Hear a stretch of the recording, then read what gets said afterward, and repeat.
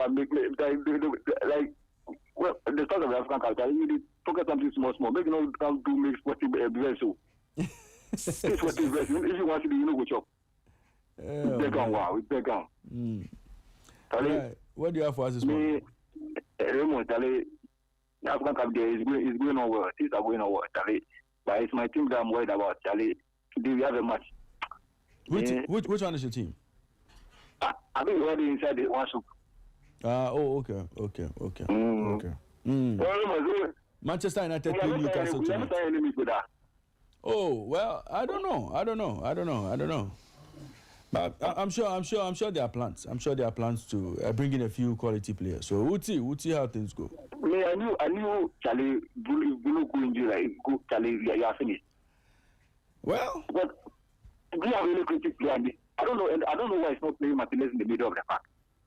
No, I think he tried him in the last game. He came on for Bruno. So yeah, he has to play. He has to like in the Newcastle do like this. He could play Casemiro and Martinez in the middle of the park.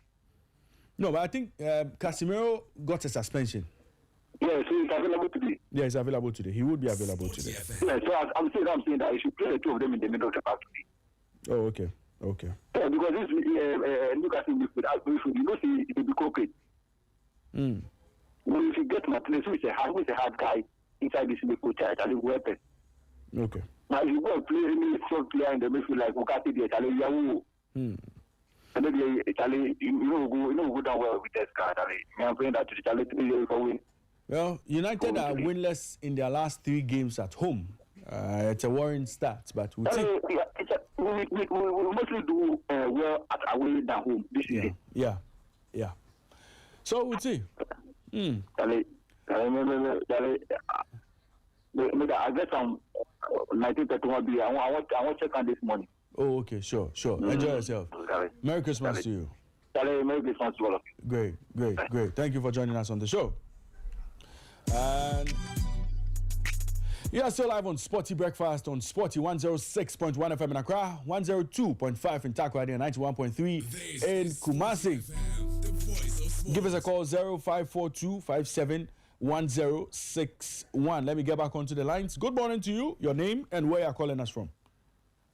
Good morning. This is Statistics from here. Right. Let's hear you. Yeah. First of all, I wish all of you Merry Christmas. All Sporty FM workers, all the listeners. Thank you. Thank you, and Merry Christmas to you too. Yeah. So when you like arranging your team, always you arrange ourselves. The same results. Just allow Amorim. Yes. But you don't give a pressure. Don't now you see you hear all the comments. Don't see the way you are giving it pressure. Allow Amorim. I beg you. Sporty FM. Then I will start say something small on the Ghana Premier League. Okay. Yes. I had a successful coach, Didi Germany, this morning, and I like the way he was talking. You can see that, yes, the man is a technical man.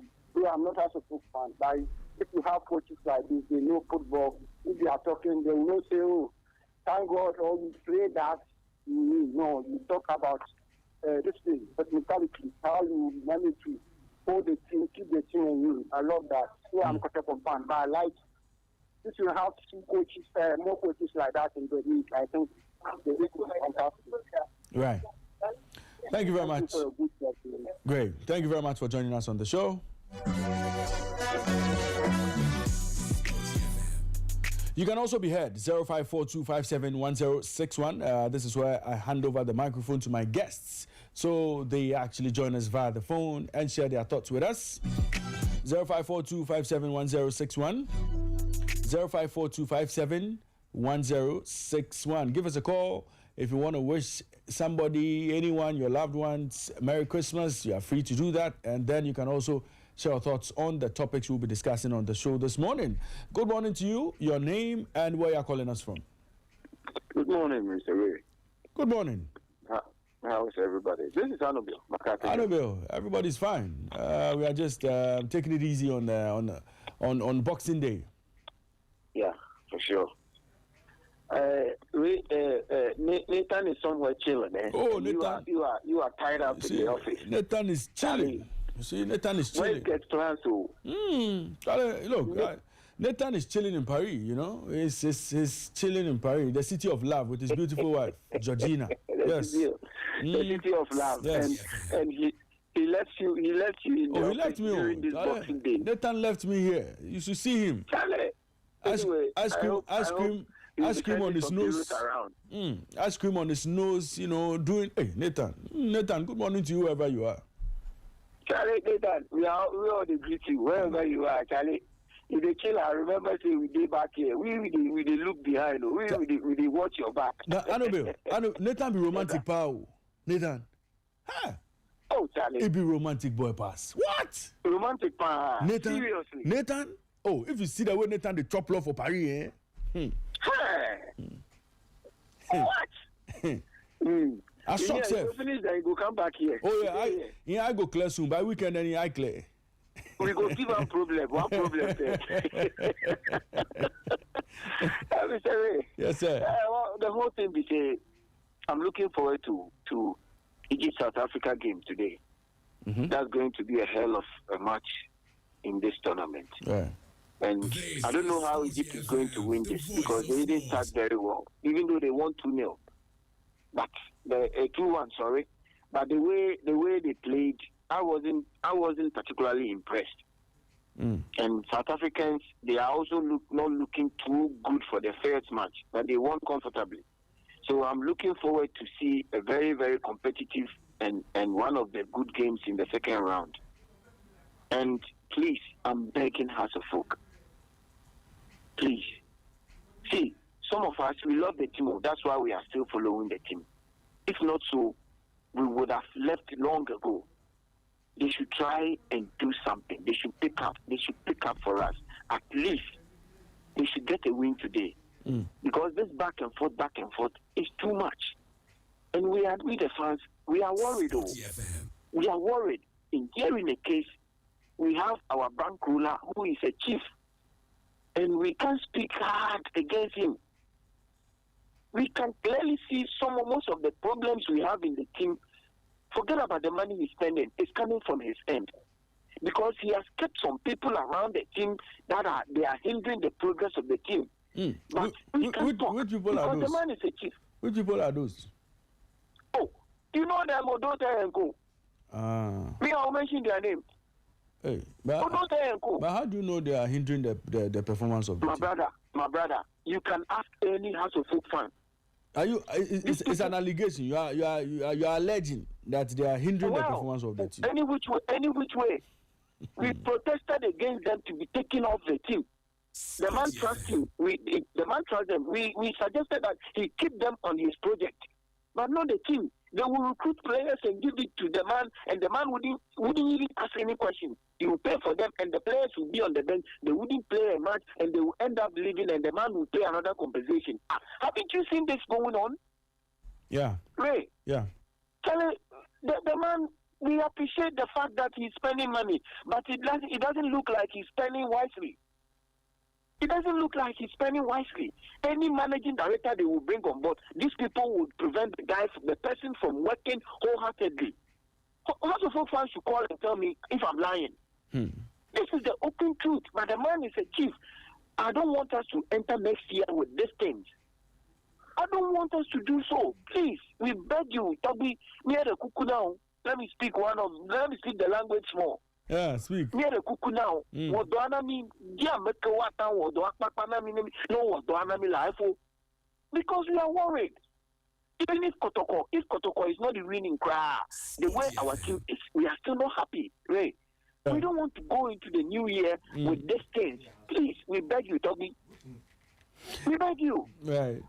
Good morning to Mr. Banson, wherever he is. Great. Good morning to my fellow callers. Great. This guy, what is his name? Utufo. You guys, we didn't try. And maybe next year we should try the callers. We should try and organize something and meet. Meet and do some sit up. But let's see what happens next year because we just started and we have seen that we are really building some kind of friendship online there. That's right. So that's right. Good to have you. Good to have you join us. You too. Same to you. Well, I'll pick my final call, and then I'll zoom straight into the discussions.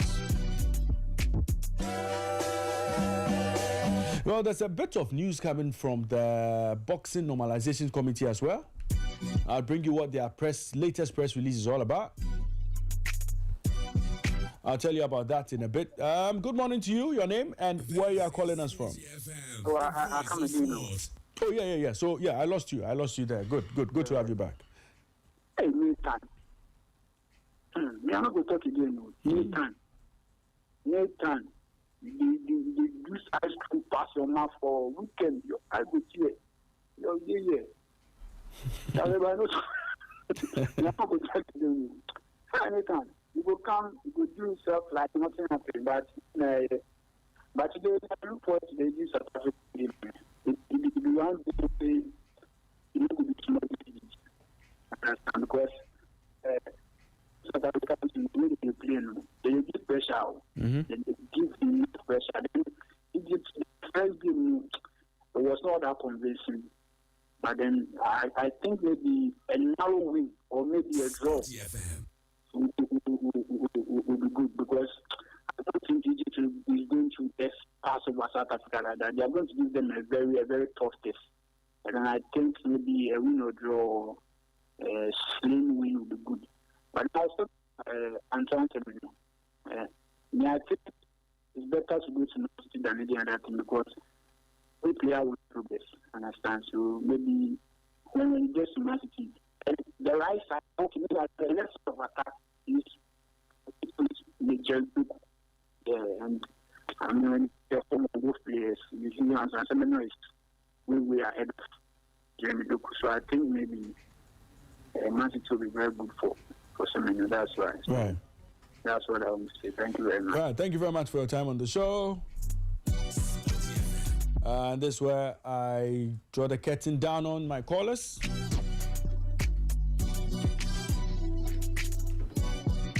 Well, we'll start off the discussion with the Ghana Premier League. Matchday 16 fixtures to look forward to this weekend. And as always, Coach Ebenezer Sefa will be joining me. But there's a press release from the Ghana Boxing Interim Management Committee. Now, the press release is dated December 23, 2025, and this is the content of that press release.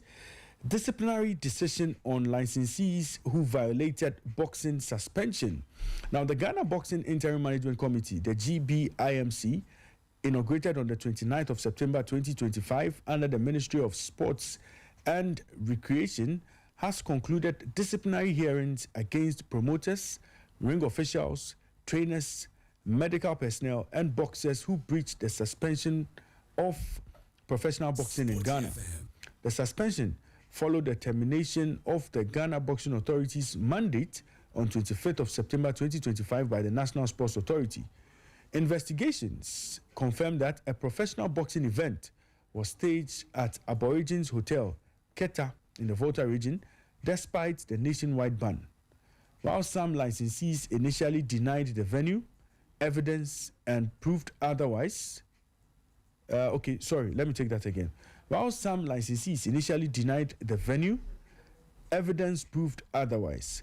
Several ring officials admitted their participation. Others, including ringside nurse Mr. Edward Asante, failed to attend hearings. Boxers Basti Samer and Abraham Okain also ignored summons. The committee found all named licensees guilty of misconduct under Regulation 28. Sanctions are as follows. For promoters, Mr. Alex Ntiamo Abuachi and Mr. Abubakar Siddiq Akake have been suspended for 6 months and fined 5,000 Ghana cedis each. Ringside officials, Mr. Roger Bano, fined 5,000 Ghana cedis in default, would serve a 6-month suspension. Mr. Erasmus O has been fined 1,000 Ghana cedis in default, would serve a 3-month suspension. Mr. Richard Amevi has been fined 2,000 Ghana cedis and in default would serve a 9-month suspension. And for medical officer Mr. Edward Asante, he's been fined 5,000 Ghana cedis and in default will be banned for 3 months. He will serve a 3-month suspension and cautioned to act under the supervision of a medical doctor who must be present. Now, for trainers, Mr. Ebenezer Ajay and Ernest Ofori, they have been fined 2,000 Ghana cedis each and in default would serve a 4-month suspension and barred from ringside. Now, for boxers, Basti Sameh, Abraham Okain, they have been suspended for 12 months. Michael Aban has been fined 2,000 Ghana cedis and in default will serve a 3-month suspension. Faisal Abubakar and Joshua Korte have been fined 1,000 Ghana cedis each and in default would serve a 2-month suspension. Now, coverage and deterrence. The GBIMC directs that these findings be widely publicized, including notification to international boxing bodies to deter further violations. Right to appeal. All affected persons are reminded they have the right to appeal these decisions in accordance with the rules and regulations governing professional boxing in Ghana. Signed, Samuel Captain, Chairman, Ghana Boxing Interim Management Committee. So that's a bit of updates coming from the Ghana Boxing Interim Management Committee. They have cracked the whip hard on promoters, ring officials, medical officers, trainers, and boxers who violated the ban on boxing in Ghana. So here we go. There's a right to appeal, actually. So we'll see if any of the affected persons would use the opportunity to appeal the decision.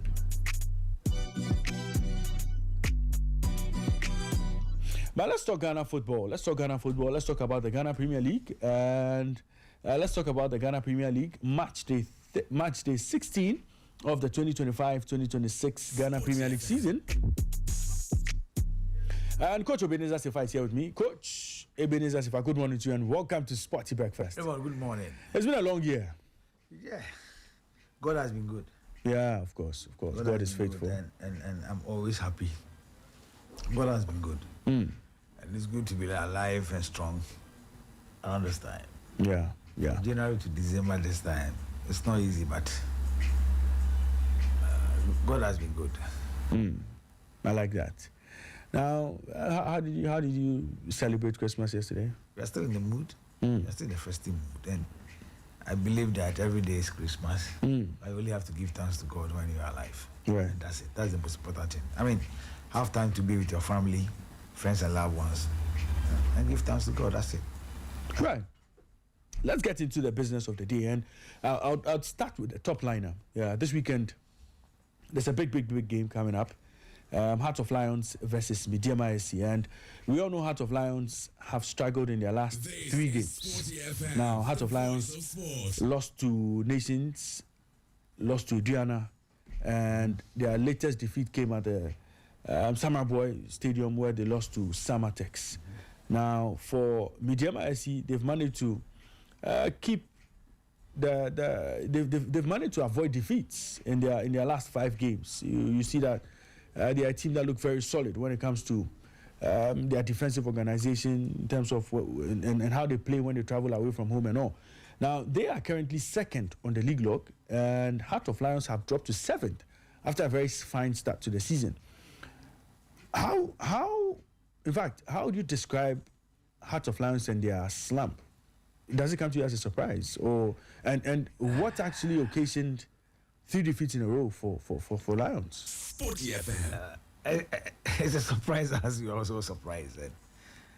For Bashir Ford to be losing 3 in the row, it was surprising, to be honest with you, because looking at the quality that he possesses and the consistency that he has had for the past 2.5 seasons, sometimes I find it very difficult to understand why they play the way they play.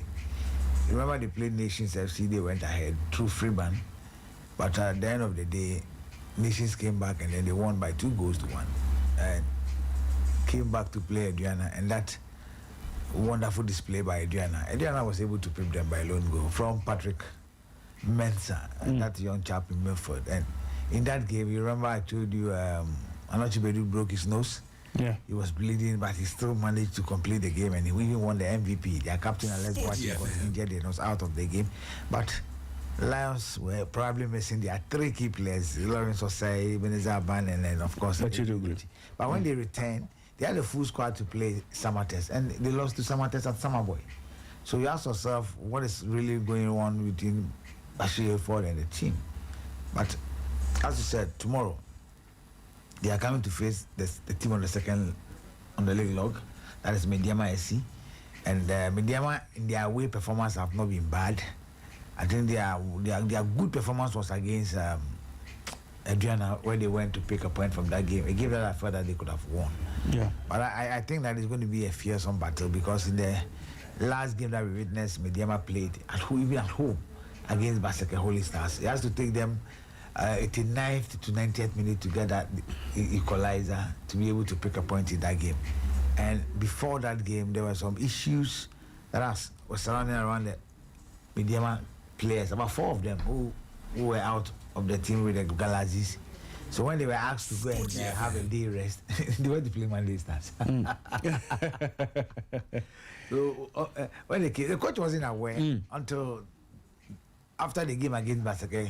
That's why you got to know in the dressing room that, look, these guys were asked to go and rest and come the next day probably for a team shaping, and not when they went to play area ball, what we call the area ball Monday Stars. So obviously, but you don't take anything away from Baseke Holy Stars. Johnson Smith has done wonderfully well. 5 games, has not lost any of them, and I think that he has motivated his boys very well. So Mediama, for me, were struggling in that game, though they had early chances that I felt that they could have scored, but unfortunately they couldn't.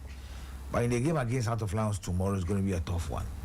You take the midfield of Mediama, you talk of Salim Adams, you talk of Manuel Mante, Prince Owusu, Emmanuel Owusu, Kevin, Nkrumah, and the rest. These are very good guys on a very good day.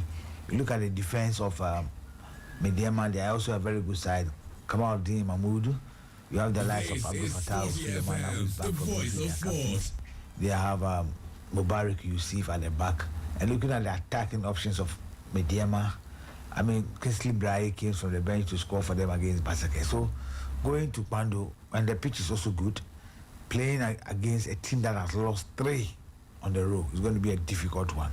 But for Bashir Ford, he knows that if he loses this game, there's going to be a lot of pressure from the fans and even from the management. Yeah. So of course he needs to back up a very good strategy with the return to the Pandu Sports Stadium, where the likes of Lawrence Osei, Aban Patlin, Herubi Henderson, Yawansan, Bismarck Anim, H. Dogley is back in Milford. Probably he's going to do his tackling and running in the Milford for them. And then, of course, Ishmael Adu and then Kwanzaa.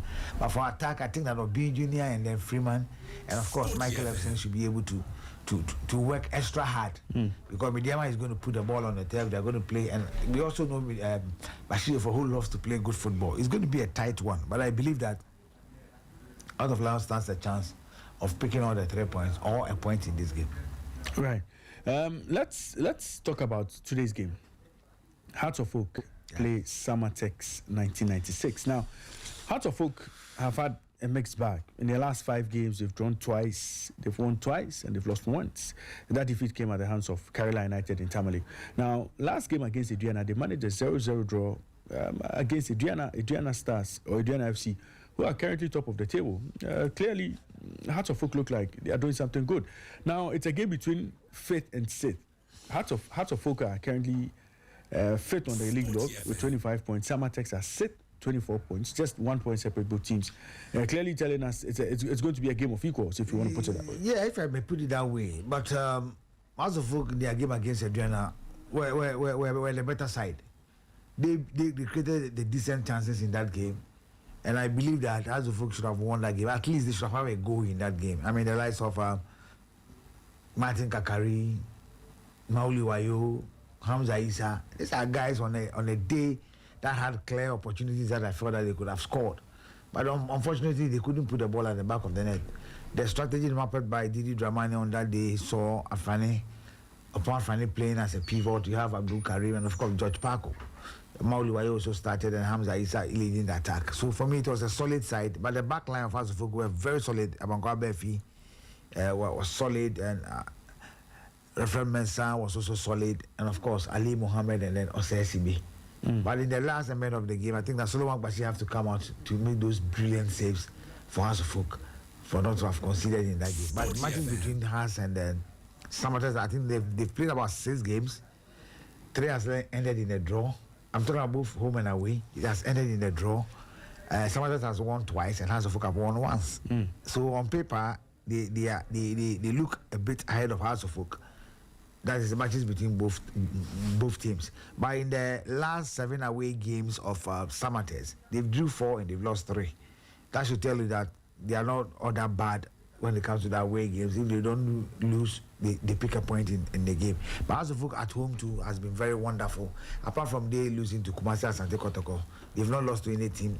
Yeah, since they moved to Legon. Accra Sports Stadium and of course Legon Sports Stadium. So in today's game is going to be a tight one. But I listened to the coach of Samates, and he was talking about every player is motivated to play Asufuk.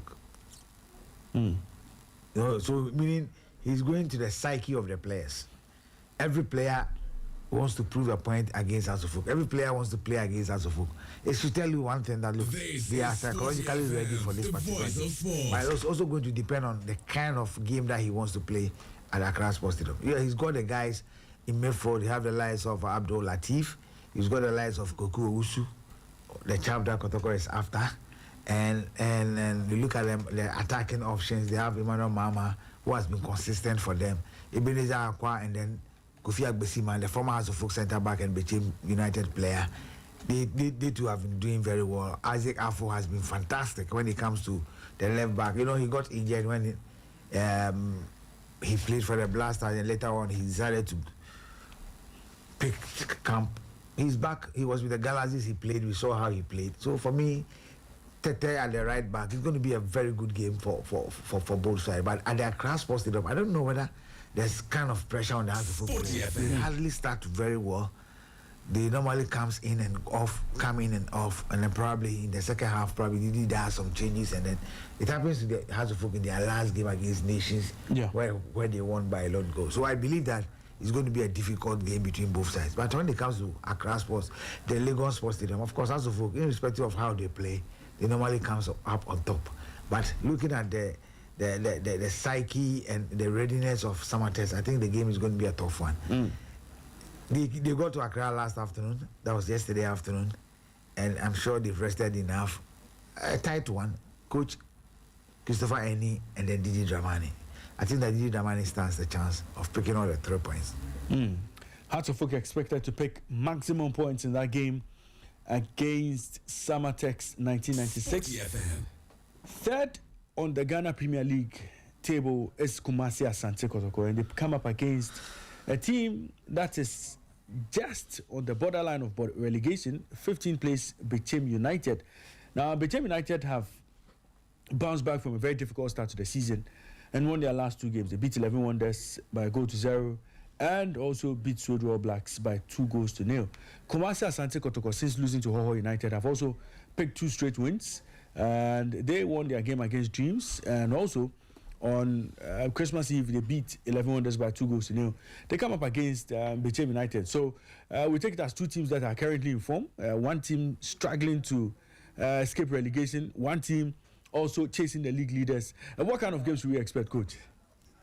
A tight one, I must say. We all witnessed Kotoko game against 11 Wonders. And I thought that Kotoko should have at least gone up a goal or 2 in the first 45 minutes, because 11 Wonders came onto the pitch 7 minutes to kick off. They never warm up. They came straight and then they came onto the pitch. Kotoko had already warm up, but we found Kotoko players struggling to put basic techniques together at the Lagos Sports Stadium. And of course, Kwampuku leading the attack was very awful. Peter Amido Akwa on the day, who scored the first goal for Kotoko, who was the brightest spot in the first half in terms of the attack. He commits the opponents with the ball, but the final delivery has always been poor. Samba Onel marshaled the defense very well for Kotoko. The likes of Musa Hamzata partnership was very good. Loda Moa struggled a bit in the first 45 minutes, but came back strongly in the second half. Johnson Owusu Opon, who scored the second goal for Kotoko, that was his first game for Kotoko because he was not registered in the first round of the league. So the moment he got registered, his first game, his first goal for Kotoko, and he struggled a bit before getting that ball at the back of the net. Yeah. Kotoko going to Kumasi. Yesterday they were in Menchia, saw some of the players dancing the Adwa dance and all that because they went to pay a homage to the king, or 2-4-8-2. So, of course, you and I know that the moment you enter Menchia and come back, the motivation is different. Yeah, it's different and all that. So, they are going to a game where in their last home 5 games against Bechem, they've won 3 and they've drew 2. They've won 4-0 before, they've won 2-0 before, 1-0, and then the last 2 that ended 1-1 in Alibaba. And at that point, it was Prince Aqua now playing for Kotoko, doing all the work from the left side of Bechem United. And of course, Aziz Dari, the goalkeeper for Kotoko now, who was in Bechem's goal post. Even last season, denied Kotoko a couple of opportunities to score. Now both players are with Kumasi Asante Kotoko. Yeah. Bechem perfect and nice game that they've played away from Bechem was against Mediama. A game that I felt that they could have won that game when Augustine Okra was introduced from the bench. He had a one-on-one with the goalkeeper and he has to take the upright to save Mediama. Coming into this game, I believe that they are the underdogs. I mean, when you look at the likes of Tompo in Milford, Frank Amankwa, Augustine Okra, on a very good day, you can trust Augustine Okra to use his space and all that. So I believe that it's going to be a tight one. In as much that we've spoken about all this, that I've always talked about Kotoko Milford. That is where I have issue with. Kotoko do not have a proper pivot. So sometimes when Seth Kojo is playing, there's a lot of pressure on him. He has to take somebody there who has to also have to cover that spaces between the defense and the pivot role. Somebody there does a lot of work out there. Baba Yaya on any day for me doesn't give that incisive passes to either Kwampoku, Murphy Dosu. And I'm sure Johnson Opon will have his day because he had his first opportunity.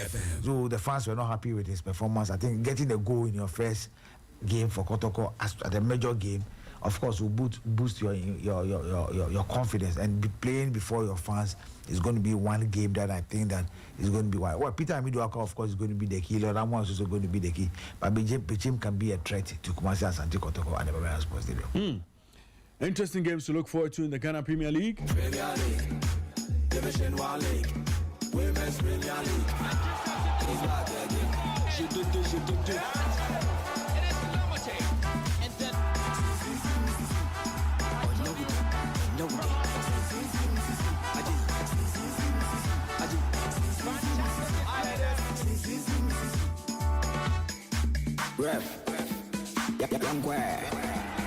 This is our own, let's cherish our own. Ghana Premier League is back again. This is our own, let's cherish our own. Ghana Premier League is back again. And so it's round 16 of the Ghana Premier League. Hearts of Oak play Samatex today. Vision FC play Nations FC at the Nia J. Kraku Stadium tomorrow. And Hearts of Lions would also play Midiama at the Pando Stadium on Saturday as well. That should be a very exciting game. That's the big game of the round. Exciting games to look forward to in the Ghana Premier League. And on Sunday, the games would continue. Now on Sunday, you have Asante Kotoko taking on Bechem United at the Babaya Sports Stadium.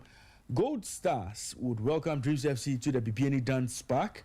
And then Basake Holy Stars, informed Basake Holy Stars, would welcome Hohwe United to the AAK Stadium.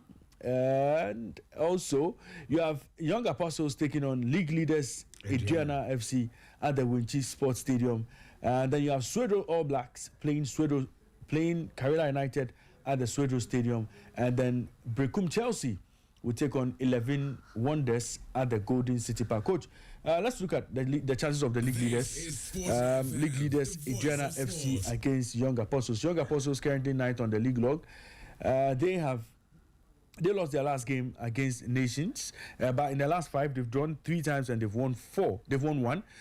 So in their last 4 games, they've had 4 good results out of their last 5 games. They've lost just once.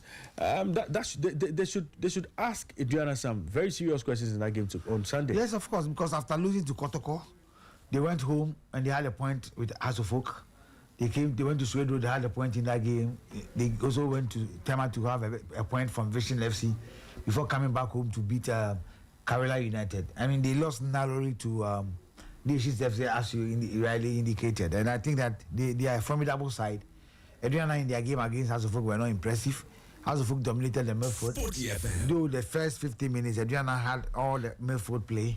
Make sure that the likes of Maxwell Atta, Seydou Sana, and of course Aponsa Hennessy, they did very well in midfield for Adriana. Bright Ajay, who was leading the attack, couldn't penetrate through Osei and then Ali Mohammed. So Adriana struggled a bit in that game. But coming to Wenchi Park, I think it's going to be a tough one. I mean, Young Apostle last season around this time were struggling to escape relegation and or probably to come out of the bottom of the league table. But this time they are doing very well, and I think they are playing very good football. I mean, you can analyze them very well.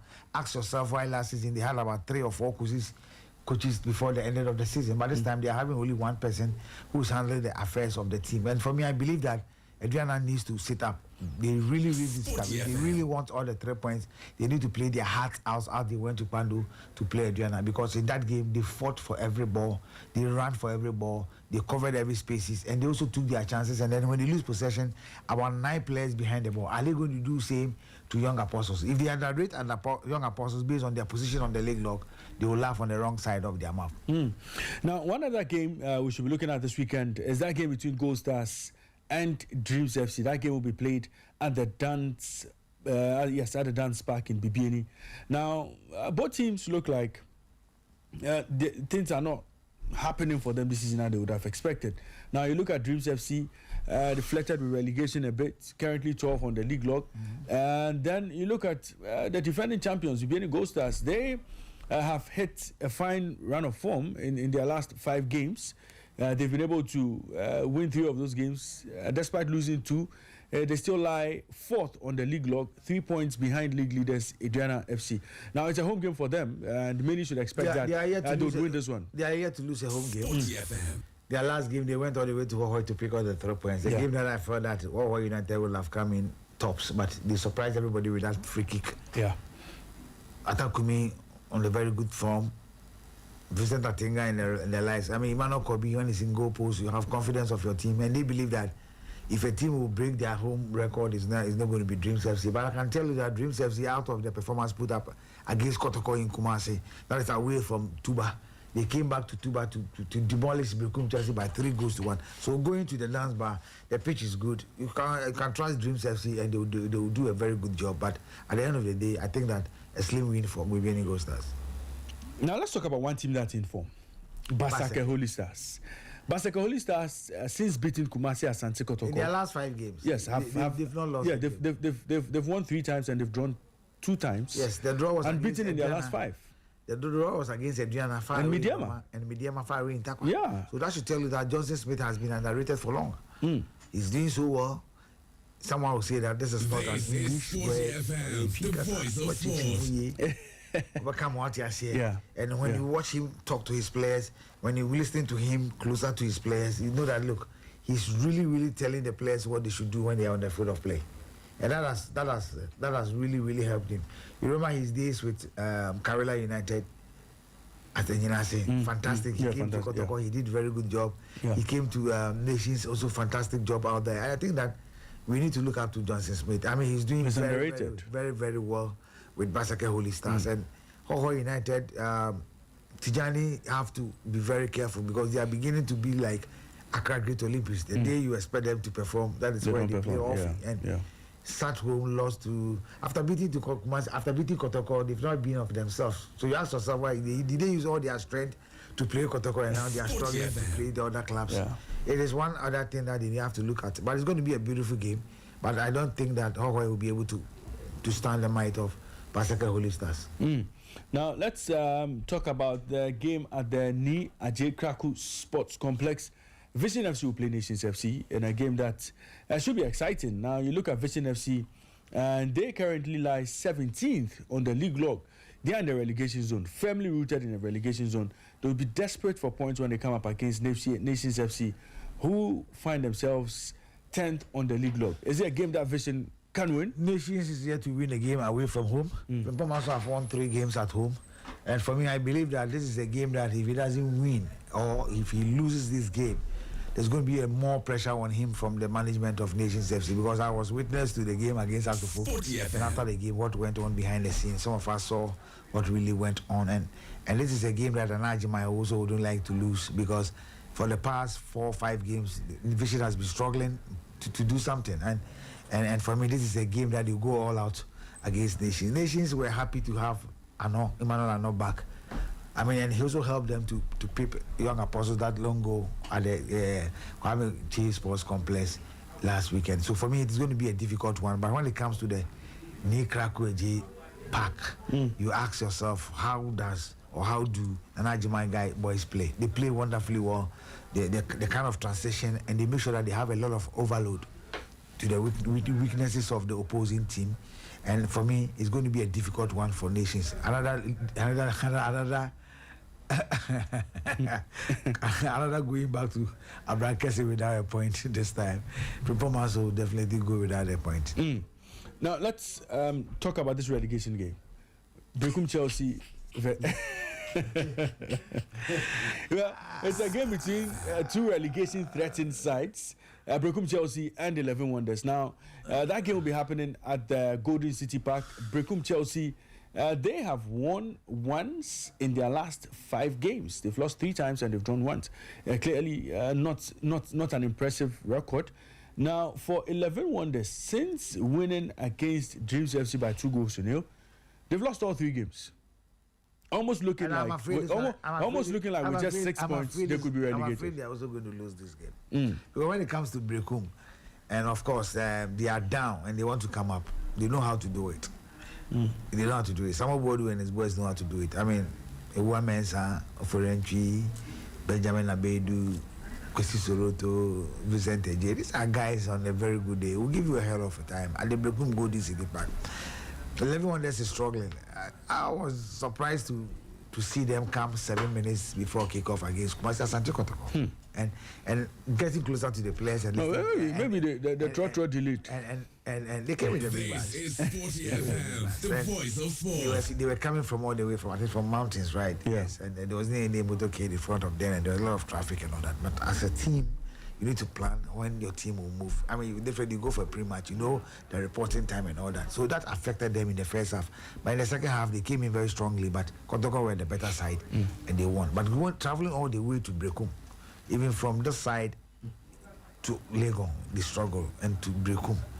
I'm afraid that the boys might not play their hearts out. I'm afraid that they may not have their things right. They have wonderful players. I think Aware, the chap who wears number 8, Boating, the captain, they have a very good individual players. But as a team, sometimes you ask yourself, what is really going on in the camp of 11 Wonders? But at the Brekum Golden, I'm afraid somebody will pick out the 3 points. Right. Finally, we'll talk about the game between Young Apostles and let's do Swedroyal Blacks and Bechem United. No, Bechem is going to Kumasi to play Kotoko. Oh, no, Let me just take that. Swedroyal Blacks and Karela United. Karela, after going all the way to Kwandu to pick a point from that venue, they came back home. They beat Asofok. They went and then they lost to Young Apostles, and they went back home and they won. But I think that is going to be a difficult one when it comes to Swedroyal Blacks. I mean.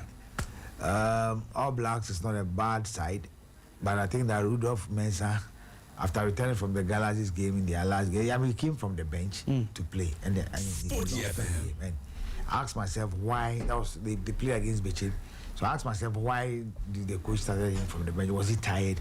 Unlike the Mediama players who were asked to rest and they went to play this Monday Stars. I don't know whether he also went to play Monday Stars or not, but to the Swedro Park, it's going to be a difficult one. I mean, our ladies are there. This time they are not going naked. because the team is performing. Because the team is performing. And they need to be very careful. Because after coming to play wonderfully well against Dreams FC and 11 Wonders, they went back home and they couldn't win. Yeah. And for me, I think that it is a venue that if they really want to do well in the Ghana Premier League, they can use there as a fortress because the fans are always there to support the team. And I think that the management are also doing everything possible to support them and all that. But against Karela, who is motivated by Honorable Haruna Idrisu, motivated by the fact that they are well kicked off and all that, it's going to be a tight one. But I think that the slim win for All Blacks in this game. Right, slim win for Swedro All Blacks in this particular game. So let me take you over the games one more time. Today, at 3:30 p.m. at the University of Ghana Sports Stadium, Hearts of Oak will play FC Samatex 1996. On Saturday, at 3:30 at the Pando Stadium, Hearts of Lions would welcome Mediama SC. On Saturday at the Nia J. Kraku, the second sports complex, Vision FC would welcome Nations FC. That game will be at 3 p.m. On Sunday, the games continue. So there will be 6 games on Sunday. Kumasi Asante Kotoko at 3:30 will play Bichem United at the Babaya Sports Stadium. Gold Stars Sporting Club would welcome Dreams FC to the Bibiani Dance Park at 3 p.m. Basake Holy Stars FC will welcome Hoho United to the AAK, the second sports arena. And then Young Apostles would welcome Idiana FC, the league leaders, to the Winchi Sports Stadium. And then Swedro All Blacks would welcome Karela United to the Swedro All Blacks, to Swedro Sports Stadium. And then Brekum Chelsea would welcome 11 Wonders to the Golden City Park. All these games would be played at 3 p.m. on Sunday. Coach, let me say a big thank you to you for joining us on the show this morning. It's been a pleasure having you as always. Hopefully Monday we'll be back to run the rule over everything that happened in the Ghana Premier League. That's a full game today. Oh yes. It's close to me, so I'll be there. I'll be there to watch the game. I want to see the full game. The man will be in the commentary. Oh yes. That's always. Top note. Kelvin also wants to be in commentary position for us. It promises to be exciting. I'm learning from his posters, you know. Yeah. But have you seen his video on Facebook? No, which one? Yeah. Where he went to take. Yes. And then went onto the pitch to do the commentary. To do that. Oh yeah. I couldn't win. But he didn't play. He plays so. But it's not the He be player. I know he player. No, did you see how the lady was grinding? Oh yeah. Yes. Oh, I did it myself. It is waste and means. When you go to Doma and you do know today. Yeah. Anything that goes to Doma and after the game, whether Adriana lose or win or draw, they give you 10 crates of egg. Yeah. That's what I hear. Only the jamu coin. Yeah. And then Kevin Minkosia. But yeah, it looks true. But I think it's there's something that they are doing. They just give the eggs out to the teams and all that. Yeah. When you come to Emirates, we will beat you. We'll give you anything. Yeah, Ateta will even put hot water off. Go and ask Atletico Madrid. Atletico Madrid. But I love the way Atapoko has been able to. There's a new wave. The fans. Adriana will lose a game, Adriana will draw a game, Adriana will win a game. And the same fans will walk freely, there won't be any noise, there won't be any. Before, Doma, when they say Uja, you should understand. But congratulations to them, and I think that they should keep on like this. And clubs can also learn from them. Because today, when Adriana is traveling all the way from Doma to Kwando to Tamale, they go with 2 buses full of supporters. Yeah. And I think that it keeps the players closer and let the players feel that, look, we are with you guys, you are not alone, and not just about playing at Doma. All over the places, we will yet follow you to support you. Because when you go to Hohoi, the fans will be there 24/7 to support the team, but they don't move with them when they are going away. When you go to Summer Boy, they support their team, Bechem they do. But I believe that when the team moves, they should try as much as possible to move with them. And I think that if they're able to do that, one may say that AC Kasem, but Adriana is also doing something. They are soliciting funds from sponsors and that is getting them those fuel for the buses for the supporters. And I think that it helps improve our league and also let eyeballs to see what is really happening. And I think that week 16 has been good. So let's see what happens at the end of the weekend, and then today to Sunday, and then probably on Monday when we come. Also, some help us to bring the scoreline. Right. Thank you very much. All right, coach. See you. Okay, right, sure. right. See you, coach. Right. So that was Coach Ebenezer Tefa taking us through what to expect in the Ghana Premier League this weekend. It's match day 16. Exciting games to look forward to. The games start today at 3:30. Hearts of Oak will play at the University of Ghana Stadium against Samatex. Ghana Premier League is back again.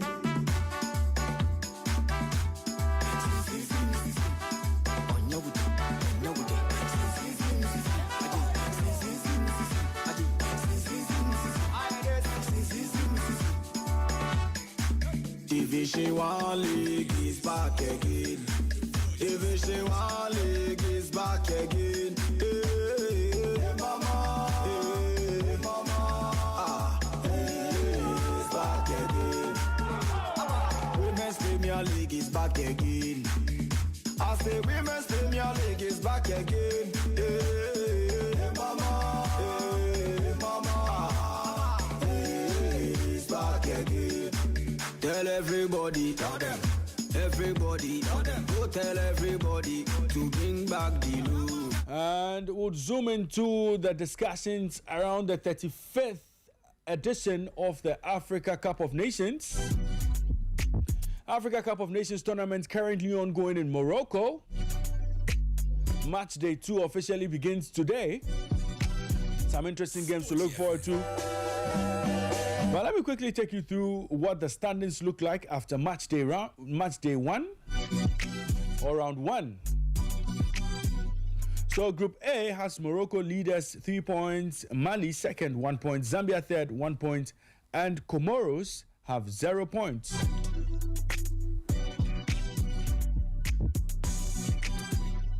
Today there are Group A fixtures to look forward to. Morocco would take on Mali, and then Zambia would face Comoros, and that's for Group A. Group B has South Africa on top of the table, 3 points. Egypt second, 3 points. Zimbabwe, no point. Angola also have no point. And so today's game would see the two leaders clash.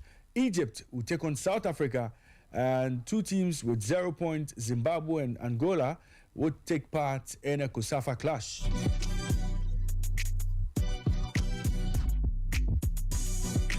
In Group C, you have Tunisia on top of the table. They have 3 points. Nigeria second, 3 points. Tanzania and Uganda have no points from game 1. Group D, you have Senegal currently leading the table, 3 points. DRC, Democratic Republic of Congo, also have 3 points. Benin and Botswana are currently on 0 points. And in Group E, you have Algeria leading the pack with 3 points. Burkina Faso are second on 3 points. Equatorial Guinea, no points. And Sudan, no points. Sudan have a goal difference of -3. Sudan, coached by James Kwesi Appiah, are struggling in the competition. We'll see how their next game goes. Now in Group F, you have Cameroon leading the pack on 3 points. Ivory Coast, the defending champions, also have 3 points. Gabon and Mozambique are on 0 points, going into match day 2. Well, we'll look at the games that will be played today. And Kelvin Usuansa is here with me, and we'll be doing the quick preview on the games to look forward to at the 35th edition of the Africa Cup of Nations, or the 2025 edition of the Africa Cup of Nations tournament. Kelvin, once again, welcome. Thanks for having me. Great. Mali take on Morocco in a game that many believe could be a stand test for the host nation. For Tom Saintfiet, he says he wants to see his team go out there and play beautiful football. And Morocco's Regragui is also hoping that his team can come to the party today. Opener in their opening game, they labored to get that crucial win against Comoros. Against Mali, what should we expect from the host nation? Is it going to be a very tough game, as many have said, or Morocco can get the job done early against the Malians? It's going to be tougher than the game they played against that is Comoros for the start. Mali are also coming in wounded. Let's not forget that they haven't won a game, and they drew that game against Zambia in a game that they were thinking that, oh, come on, this is a match that we had already won. They had to take that brilliant header from Patson Daka, that diving header, to give them that consolation. And I think that if you look at this Mali team manned by Tom St. Fiat, luckily enough for him, many have been asking questions about Yves Bissouma, but the focus has been on how they are going to get the best with or without Bissouma. You look at the Moroccan team, even without Ashraf Hakimi, they have enough quality. They have a lot of wonderful players, fantastic players that play well. Ayoub El Kab and all that have been playing brilliantly, and Nesri coming off the bench to come and play. Soufiane Rahimi has been brilliant. You get into the defense even without Roman Saiz and all that. They still managed to get the very best of it. I think it's going to be quite a very dicey game. If Mali are able to get a draw from this game, I wouldn't be surprised. I don't think that the quality of the Moroccan team is over their ability, and I think that yes, Morocco might have eased past that is their opening against Comoros, but this is a game where the stakes are very high, and I think that it's not going to be cool and a free run for them as it began. So wait to see, but I think that yes, for Walid Regragui, he knows the difficulty that will come with this particular game. But for Morocco, Brahim Diaz, yes, from Real Madrid, once again he's expected to be the creative spark. He did his best to make sure that they played very well. For Mali, Lassine Sinayoko, once again, would have to step up and make sure that he drives the rest of his colleagues along. They've met 6 times in competitive pitches. Morocco with 4 victories. Mali have managed just 1 win and 1 encounter ending in a draw, which means Morocco always have the upper hand. And I expect that this time around, Morocco stand in pole position. But if Mali are able to pull a draw from this game, I will not be so much surprised. Right, let's look at one other tough game today. Egypt take on South Africa. Both teams have picked maximum points in their first games. Potentially, a draw for both teams could see them through to the next stage of the competition. How are we going to see both teams play for a draw, or are we going to find a winner in this one?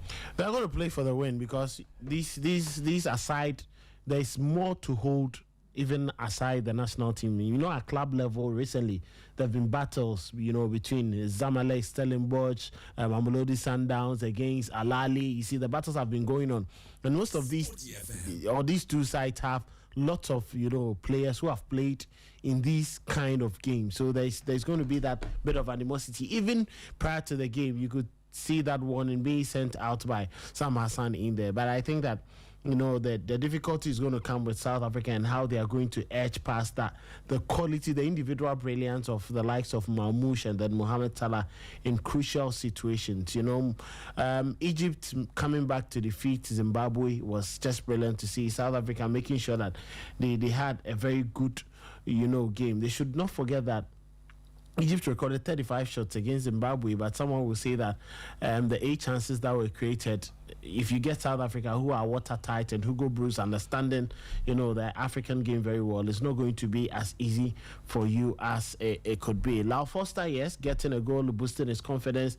Mukwana in there, in Rowan Williams once again, the captain leading the pack. This is going to be the 13th meeting between the two teams, and South Africa with a superior advantage. They've won 7 times, and then Egypt with 4 victories and then just 1 in a draw.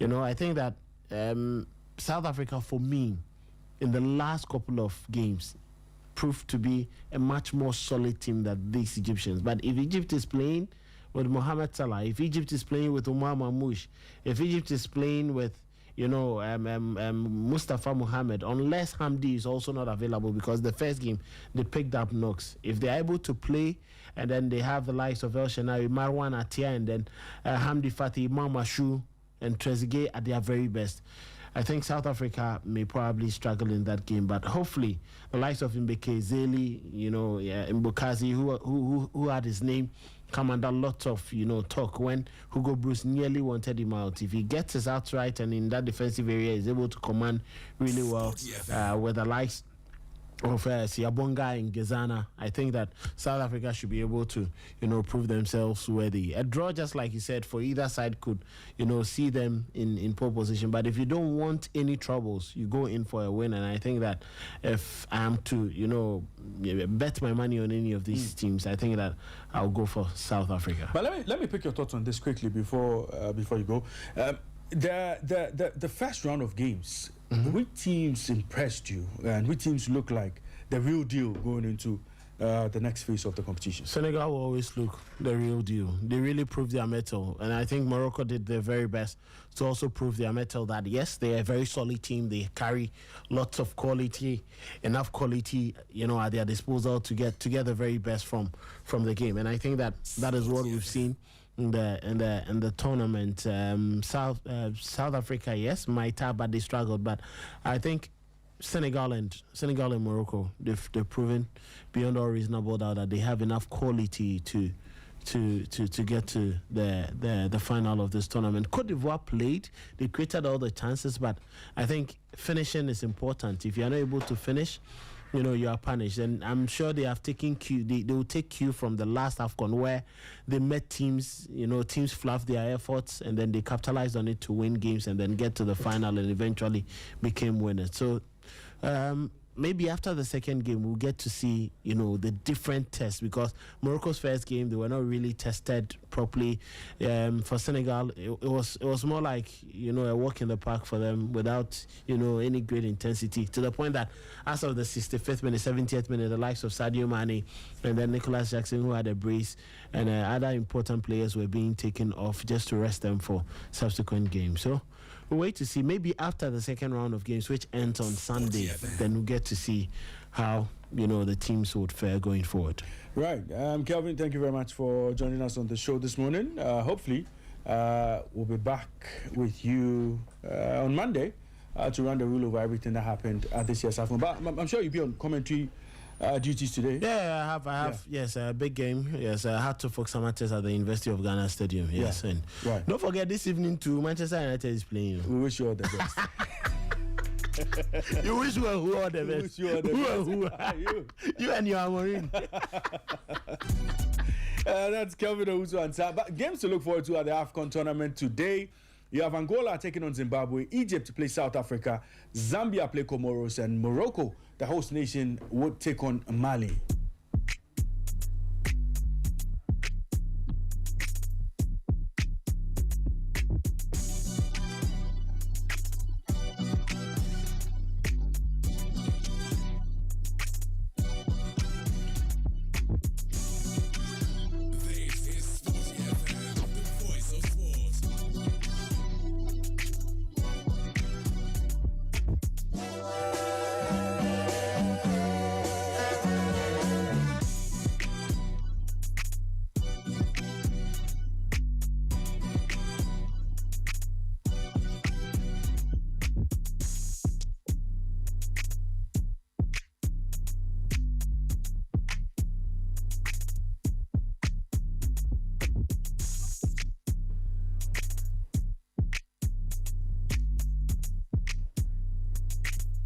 This is still the Sporty Breakfast live on Sporty 106.1 FM in Accra, 102.5 in Takoradi, and 91.3 in Kumasi.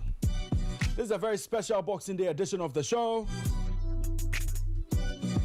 And I promised you earlier that we'll be having a big interview with a Black Stars player. And yes, he's here with us. Maybe you know the man I'm going to interview, but let me tell you a bit more about him.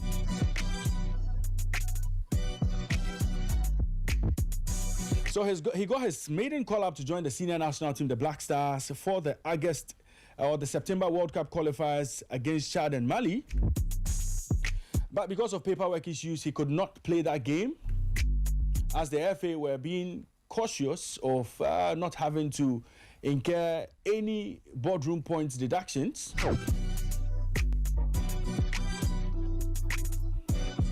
But delay, they say, is not denial. He finally got the chance to play for the senior national team, the Black Stars, in their 2 friendlies in Asia. He played against Japan and South Korea for the senior national team. He currently plays for Union Berlin in Germany and is expected to play for the Black Stars at next year's World Cup in the left back role. Well, I'm going to find out from him if that's his best position. We are joined in studio this morning by Black Stars defender Derek Athakon.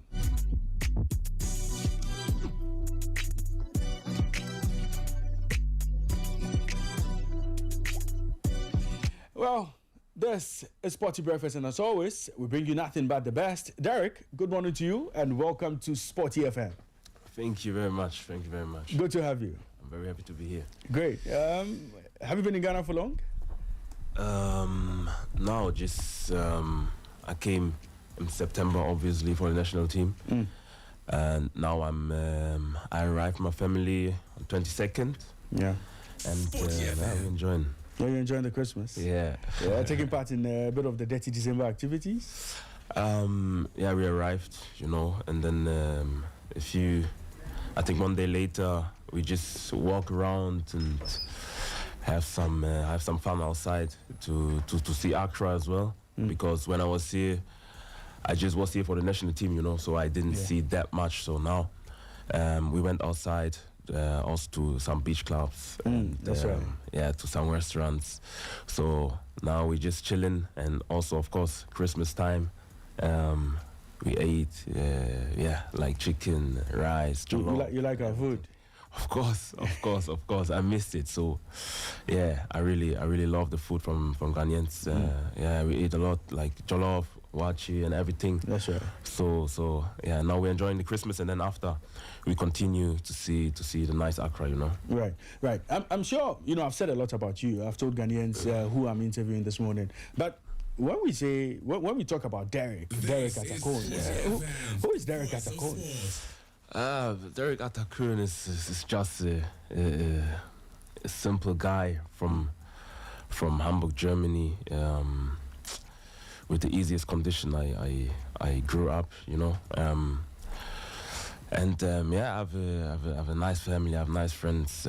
Everything is clean around me. Everything is good around me. I'm a lovely guy. I like to work hard. I like to make my dreams come true. So yeah, I'm a funny guy, I like to laugh. So yeah, I'm not different. I'm just a funny guy from Hamburg, Germany, with Ghanaian roots. Right. Now, when you say Ghanaian roots, which of your roots is deeply connected to Ghana? Like my mother and my father are both straight from Ghana. Oh wow. Yeah. Okay. So I just born in Hamburg, Germany, but my mother and father are 100% from Ghana. Great. Yeah. Now, talking about dreams, let's take it from the top. You started off at Bayern Munich. I mean, everybody expected that. Once a player jumps into the Bayern Munich 2 side, obviously, he would make that jump to the top. Let's talk about your playing career a bit. The ups and downs. Yeah, of course. Like I said, I just grew up in Hamburg, Germany. I played for a normal team in Hamburg, Germany. Is not a big team. And then with 15, I went to Hamburg, to HSV. It's the biggest club in Hamburg. And for I think for 3 years, when I'm right, for 3 years, I played for the youth. And from under 19, I played that season really good. So FC Bayern Munich was calling me, and they said we want you. You played really good, and I was like, why FC Bayern Munich is calling me here? So it was crazy for me, that I heard FC Bayern Munich is on the phone, and then I gave the phone to my brother, and then he was on call with FC Bayern, and they said, we want your brother. It's not a fake call or something, so be serious. Who's your agent and everything, blah blah. And and then we met, and then they said, we want to buy you. It doesn't matter how much. And at the end they paid, I think, around 100,000 for me, as a youth player. So still I'm appreciating it. Yeah. And then I went to Bayern. I played there for I think 3 or 4 years as well. With very good players like Musiala, Alphonso Davies and everything, Joshua Six, Chris Richards, bro. I think almost the whole team is on a very good level. So I think this team was brilliant. Even our coach is in the Bundesliga now. So we destroyed everything, the whole league. We won the 3rd division in Germany. And and then of course like many teams wanted me. I was thinking what's the best for me to play also, because I was at that time very young. And then I was talking to my family and friends, of course.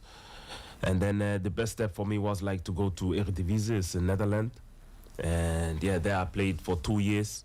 I think I was very young, so I needed experience, so I played a lot of games. I made mistakes. I made also good games, so I can develop well. And then, from there on, I moved back to Germany, to Hannover. There I was as well really good. And then Galatasaray bought me for, I think, between 4 and 5 million, or 3.5 and 4 million. I don't know exactly, but they bought me. And then I played there with different stars, with good stars. So and then there as well, we won the league, won the cup. I played Champions League and everything, so it was really good for me to see also the different side of football, to play with the best. And then for me it was like, okay, Bundesliga is also a good option for me. I want to play as a kid. My dream was to play in the Bundesliga, so I went back to the Bundesliga, to Union Berlin, and now I'm Union Berlin player and Black Star player. Right. Those. I mean, after playing for Bayern Munich, I'm sure you still have the dream of playing for Bayern. Maybe at a point in time in your career, you still fancy the chances of playing for Bayern. I'm sure. Like FC Bayern is a big club, in Germany, maybe the biggest. But I think if you're from Germany, of course, you want to play for the biggest club in the country. And if you have the chance to play for Bayern, of course, you will say yes, of course, But for me, it's like I try to think from day by day, first, to play good, to develop well, and then you will see what happens in the future. But of course, I have Mia San Mia in my blood, because I played there for 3 years. So I like Bayern a lot, and the time will tell what happened in the future. Yeah, I mean, the dream is still alive. So hopefully, at a point in time, we may see you play at Bayern. But let's talk about you playing for Germany at under 17 level. How easy was that decision for you to play for Germany at that time? Yeah. At that time, it was under 19. Yeah, it was under 19. In the youth. Like I said, I played in the under 19 Hamburg, really good. So and then from there on, I moved to Bayern, and then I get the call up. And for me, it was like, okay, it's a dream to play for a national team. I was not really connected to the Black Stars, so I was like, okay, if the country come where I live, of course I will play for them. And then I get the call up, and we played against Cyprus. So I was really excited. I want to give everything. I think this game we won 3-0, so it was also a dream for me to play for a national team. And under 19, I'm a young guy, so I just wanted to play. So I didn't think that much, but now at the professional level, I was like, okay, I wanted to play for Ghana. I was in contact with Otto Addo, and now I'm very happy to play for Ghana. So let's talk about the processes leading to you deciding to play for Ghana. How did it start? Who contacted you? Did Ghana come to you, or you came to Ghana? Let's go through a bit of that. I think the first contact was when I played in Netherlands, in Holland. I think that was the first contact, but I don't know why it don't really get it's going through, you know, like the call up and everything. I think something was not really ready. That was because you played in Netherlands between 2020 and 2022. Yeah. That was a while back. Yeah, that's a while back. A while back. And then I was talking to them, and I think at that time was also a different stuff. And we texted many times on WhatsApp, and and then I don't know, it breaks down. So I was like, okay, I'm just focused on my club, and with Otto it came, I think 2024 something. Okay. Because Otto, I know him very long. I think when I was in Hamburg, he was the coach of under 19, you know, and I was like under 15 or under 16, so I knew him already. And then I've seen that he's the head coach of Ghana, so of course we have a good relationship. But after good games of me, like Otto Addo was also texting me like, hey, you play very good, keep going. And I told him also, if you want me to come to play for the Black Stars, I'm ready. And he said, okay, I will call you if I'm ready to call up, to call you. And I think it was 2024. So I told him I'm ready, and then it was quick. And then he said, okay, hey Derek, you ready? We play against Chad and against Mali, so come. Right. Right. No, you know, how did it feel for you coming to Ghana that time to join the squad, and then getting the news that because of paperwork issues you were not going to play? How did you take that news? Well, first of all, like when I've seen the call up, I was very happy. Even my family, friends, I was really happy. For me, it was like, okay, I can't wait to play, you know. And then I arrived, and for me, it was the first time in Ghana. Like September was the first time. Of course, as a baby, I was here, but I can't really remember, you know. And then I went here. Like the teammates, of course, they are all good, all kindly person. And when you are new, you have to dance and everything. Yeah. So only positive vibes, you know. So for me, I like to dance. I like to laugh, like I said, and it was easy for me to fit in the team. And I was ready for the games like Mali and Chad, and then we fly to Chad. And then unfortunately, the Otto Addo told me, hey, come to my room. We have to talk. And I went to his room, and then he said, yeah, he's like GFA, and he's so sorry because of the paperwork. There are difficult things to accept, and because I played, I think also for Germany under 19, we have to call FIFA, and they have to accept, and this and this and this. And I was like, okay, no problem. I take it like that. I'm already in chat, so I will help them from the stands. And yes, I was like, okay, when it's possible, I will give everything for my club, and then when I play good, call me again. Right. So I will play then. And then after Mali, I went back, and then he called me again for the friendly games against Japan and South Korea, and then I made my debut for Ghana against Japan. What was the bet? How did you feel, you know, making a debut for Ghana? It's a different feeling. It's a different feeling. I was like, in the beginning, I was like, okay, maybe it's just a normal game, like everything. But when you're down and you hear also the national anthem and everything, it's different. I had goosebumps. Of course, was not that result what we wanted, but I think friendly game is also there to develop, to learn, and we had a different team, people from everywhere, so we have to fit in first. So I think for me it was just like, okay, just enjoy it, just learn about the other thing, other players to be ready for the World Cup, you know. So to show also the coach, hey, I'm not here to play. I just want to play serious, and that we are ready for the World Cup. So it was really nice. What's your best position? Your best playing position? Yeah, for me, I think I can play the whole side. For me, I don't care. But I think as well, my strength is more in the offense. I like to cross a lot, to go also in dribblings, to play 1-2, to play also the last pass. So I think, left wing back. Left wing back, yeah. Yeah. I like more the left wing back. Like So when you interact with Otoado and he tells you, when you go on the pitch, I want you to do this, that for me. How do you relate with other players on the pitch when you get into those roles?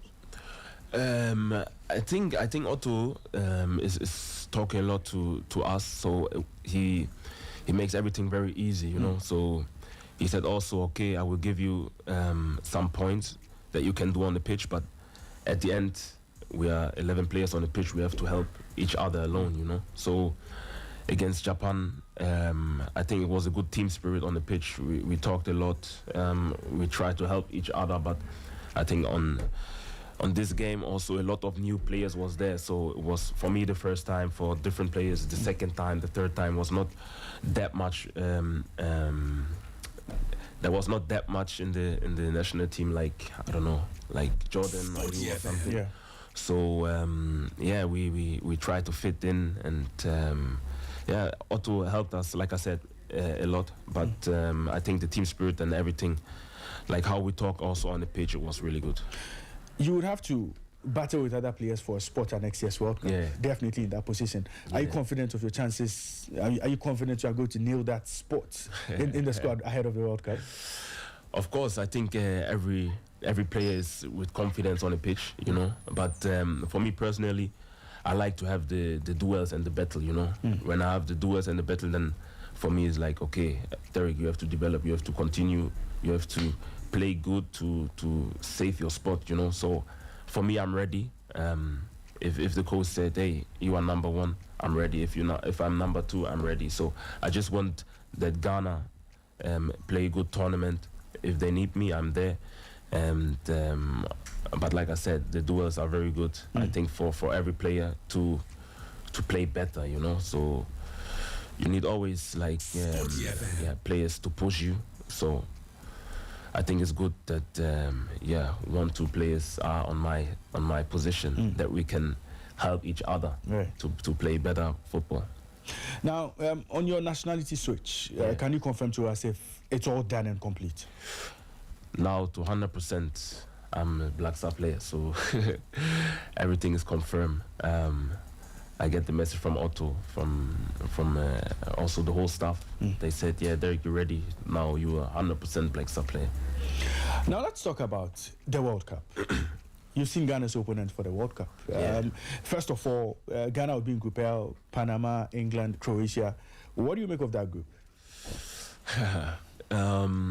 It's not an easy group, I think. Obviously, England is a very good nation. Croatia, they played very good World Cups. World Cups. So I think the last World Cup, I was on 3rd position or something, or the top 5 or something. I don't know really, but they finished there. Yeah, they finished there. So of course it will not be easy, but I'm 100% sure that Ghana can make it through. We are also a big nation. We have very good players. I think when we believe, when we train really good, I think the World Cup is starting now. It's not starting in June, so you have to prepare everything from now. Like not only the players, I think the whole nation have to be ready to support the Black Stars. Also the staff have to be ready. So for me, it's if we stick together, if we believe in ourselves and our strength, Ghana goes through. Let's still stay with that group. Your first game will be against Panama. What do you know about Panama? Have you seen them play? Is it a country that puts fear in you and the rest of your players, your other colleagues? To be honest, I never heard about Panama. Like, of course, I know Panama, but like in football situation, I never heard about Panama. So for me, it's like in every game, we have to give everything. If it's Panama, England, Portugal, you have to give everything. So in football, everything can happen. So for me, the first game against Panama, I hope we're gonna win it to have the positive energy, to have the confidence against. I think the second game is England. Yeah. To have the confidence against England, because obviously, of course, England is really good, And I think if you have 3 points in the back, and then you play against England, I think for England it's not easy to beat us. Sporty FM. So, yeah, I hope we win against Panama, and then the second game against England. I hope we're gonna win every game, but you know, England is a good nation. So, like I said, if we have 3 points in the back, everything can happen. So for me, it's just important to go through this group. Right. Let's talk a bit about England. Okay. Do you fear England? You hear players like Bellingham. They have a good coach like Tuchel. They have Harry Kane in there. I'm sure you've battled with Harry Kane a couple of times. You know, what do you make of that England squad? Is it a scary team? Is it a team that scares you? Of course, they are really good. They have maybe the favorite team in the World Cup with a lot of other nations. But we are Ghana. We don't have to make us small, you know. So when I talk to other guys, they're always saying like Ghana is a really good team. It's a really good nation. And like I said, we are not alone on the pitch, so we need the whole nation to beat England. So I think this is the most important thing. Also, I don't know, when a small club is playing against the biggest club, sometimes miracle can happen, you know. So even the fans in the stands, they are pushing the team, and then they can do different or many things together. So I don't fear England. I'm like, I wanted to play against the best. I'm always like that. So I'm ready for England. I'm ready for Panama. I'm ready for Croatia, you know. Now, you have Croatian teammates. There's Juranovic, there's Danilo, and I think there's Ilicic as well. You know, so after the draw, you know, what conversations have you been having with them? What have they been saying? Yeah, when the draw was, I was in the team hotel. We played, I think, the next game against, some club. I forgot. Right. But and then I think it was lunch, and then Jura, like the Croatian guy, said, "Hey, we are in a group." And he said, "I reckon we're gonna beat you." I said, I was calm. I was like, "Okay, we're gonna see. Don't underestimate us. We are a really good squad, a really good team." But it was also a bit fun, you know. So we said like, "Okay, we're gonna see us in the tournament." It's really nice, even for our club Union Berlin, to see like that 2 players from Union is playing against. So I told him already, okay, hey, maybe people are saying Croatia is the favorite country, blah blah blah. We're gonna see on the pitch, so I don't talk too much. Right. But you know, joining the Black Stars, that decision to switch to Black Stars, did you make that decision because you felt the opportunity to play for Germany was gone? And I mean, if Germany is gone, I mean, I just focus on playing for Ghana. Was that what informed your decision to make that switch? No, of course, 100% not. Like I said, I played in the youth for under 19, and then I think it was over. And like I said, like couple months after, Ghana was calling me. So I told my family, hey, I want to play for Ghana. I'm ready. But things happen. So I couldn't play for Ghana because I think some paperwork or something. But I was always ready, you know. I told the staff team, hey, if you want to call up me, you can call up. Even my friends, they said, hey, play for Ghana. I said, of course I want to play for Ghana. I'm Ghanaian, so I want to play for Ghana. And now I'm really happy that I'm now in the Black Stars team, you know. Of course, Germany is a big nation. If you can play for Germany, you can take also the opportunity. But in my case, Ghana was the first country who contacted me like on professional level. So I was like, okay, I want to play for Ghana, and if we can make it happen, I will play. Fantastic. Now we are having a chat. We are having a chat with Derek Atakon. He is the newly minted Black Stars player. Completed his nationality switch as far as playing for Ghana is concerned, and he, if everything goes well, he will be joining the Black Stars at next year's World Cup. and there's a lot to expect from him. He's speaking about the quality in the team and what he has to offer as well. He's very ready. He's very ready to play for the senior national team, the Black Stars. This is Sporty Breakfast live on Sporty 106.1 FM in Accra, 102.5 in Takoradi, and 91.3 in Kumasi. Sporty FM.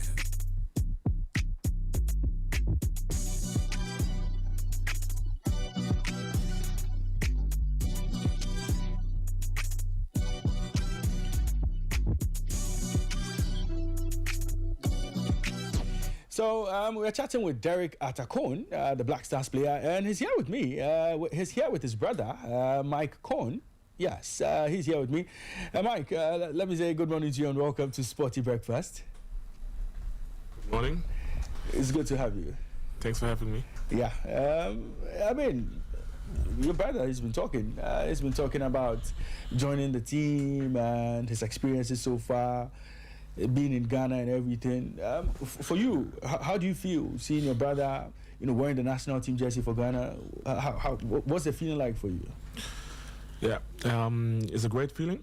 We are very proud of Derek because back in Germany, we supported Ghana all tournaments. I can remember the tournament in Germany in 2006. I was 11 or 10 years old, and then we saw the Black Stars team in Ghana. We were very excited. So it's like a dream come true. For me, my wish was always to the Derek play for Ghana. My father also, he wanted always to play for Ghana. So we are very happy, and it's a very, very, very proud moment for us. Great. And Mike is his right-hand man. I mean, you are Derek's right-hand man, so he runs everything through you. Yeah, of course. I follow him since I don't know, since he can walk. And he played football at the age of, I think, 4 or 5, and since then I've been with him all the time. So yeah. Right. But Derek, I have a question on my console. Someone says, well, if you had received a call-up from Germany, would you have considered it? That's a question on my console for you. Of course, if you have a call-up from Germany, it's a big thing, I was born in Hamburg, Germany. If you can play for Germany, it's also an option. Of course, I would talk to the coach and appreciate everything, but at the end, it's a hard decision, Yeah. So I will tell them the truth. Thank you very much for everything that you call me, but my heart is in Ghana. Yeah. So I will tell them I'm so sorry, but I will play for Ghana. Now, so your first call-up when you met up with the team for the game against Mali and Chad, what was the feeling in camp? How did you gel with your players? What was the relationship with you and the players? And who was your best power when you joined the team? I think if you are the first time in a new squad, it's always you have to find your place, but in this team, it was really easy. Like I said, the vibes are very cool. If you are new, you have to dance, so the positive vibes are there. And when I came, I know Jerome Upoku already because I played for Galatasaray and he played for Başakşehir, so we had a bit connection. And I was asking him if he's already there or if he get a call up, and he said yes. So he said, okay, I will take care of you. I will show you everything. And even Otto, I know him from the time in Hamburg, and when I was there, it was cool, every guy is a chill guy, is calm. I think I was a lot with the UK guys, with Tariq Lamptey, with Semenyo, with Jerome, but I was with everyone, I tried to speak with everyone to listen also to their stories and what they did, what they expect. So the first time was for me was cool. I fit in very, very fast and well. So the squad is only positive. Now, looking at the Black Stars squad, I know you've played with a lot of players. Even at youth level. is it who are the players who stand out for you? You know, you look at the players in there's a lot of quality in that in that team. Who are some of the standout players? Some of the players who wowed you when you watched them train? Yeah, of course. I think Jordan is many years in the national team. Even when I was a small boy, I've seen Jordan play. So for me, it was like, okay, Jordan is a very experienced guy. So it's nice to see him like live. Yeah. So now I'm a professional player. He's still a professional player. So I was a bit looking up to him. But of course, in the games against Chad and Mali, he was the captain. So he took everything and he gave us like small things, what we can do, what we can learn. So for me it was like Jordan, because of the he's a captain. Yeah. But you have many players like Thomas, you have Mohamed Kudus, of course, in Premier League he's good. We have too many good players, so I can tell. Now looking at the squad, do we have the quality to go to the World Cup and do very well? For sure, 100%. Like I said, I can name many players. So for me, it was like when I came to the Black Stars, I've seen quality on the pitch. So I'm not like we have a very strong group. Of course, we have a strong group, but we can reach we can go through the groups, So I'm not scared that we are like we don't have a chance or something. I'm very self-confident. I think the team have also confidence that we can go through and play a very good World Cup. Before you joined the team, there was a lot of talk about AFCON. I'm sure if Nathan were here, Nathan will tell you, I give a description about you that I was told. So I got a lot of reviews. So I was told, he has a bit of Marcelo about him. He has a bit of Evra. He has a bit of everything, and he's going to be the player to solve our left wing back or left back problems. There were conversations like that in studio. Okay. I mean, what's your biggest strength in the game? I mean, in terms of your quality, your biggest attribute? Yeah, I think as a left wing back, my quality is to give also the last pass. I think and I cross a lot. I like to cross. I think my crosses are good. Of course, you can always develop, but I think they are very good. I think also in duels I'm very strong. I like to go in 1-against-1 situations. I like to defend really hard. I like also to play football, not only like, I don't know, kick and rush. I'm also like on the floor to play 1-2. I think I don't have one big strength. I have small for so you're that complete defender. That complete player. Yeah, that complete player. Right. But like I said, I like to do also things in the offensive. Let me take you back to Asia. Those 2 games you played for Ghana, against Japan and against South Korea. How do you rate your own performance? Were you a bit nervy? Were you scared? Were you jittery? Of course, rate your performance. Of course, if you played the first game for your country, you are very excited, So for me, it was like, okay, Derek, just try to play your game like you played also in your club. Of course, things happen. Things also can go wrong. But football is a daily business, So you learn day by day.